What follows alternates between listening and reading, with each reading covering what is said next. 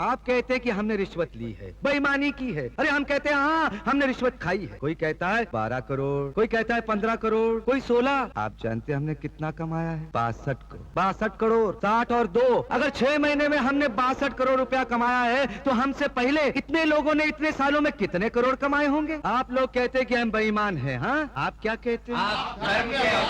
आप क्या कहते हैं?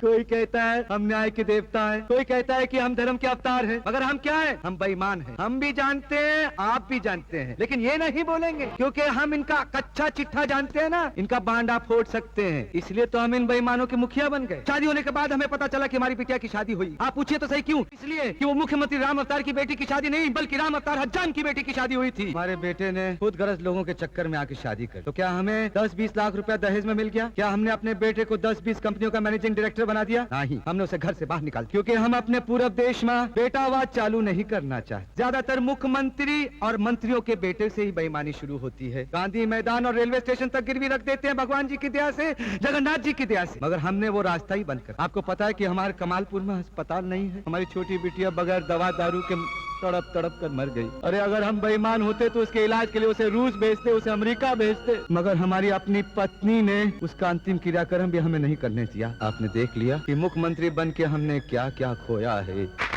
आप लोगों में यही तो खराबी है, कोई बड़ी बड़ी बातें करे, आप धनाधन तालियां बजाना शुरू कर देते हैं। ये ताली बजाना बंद करो। आपके इस सीधेपन का तो लोग फायदा उठाते हैं। पहले हमसे पूछो, ए राम अवतार, वो 62 करोड़ रुपया कहाँ है? वो 62 करोड़ हम बैंक में रखा है, और ये रही उस बैंक के लॉकरों की चाबियां, ये रही आपकी कुर्सी, और ये रही बैंक के लॉकरों की चाबियां।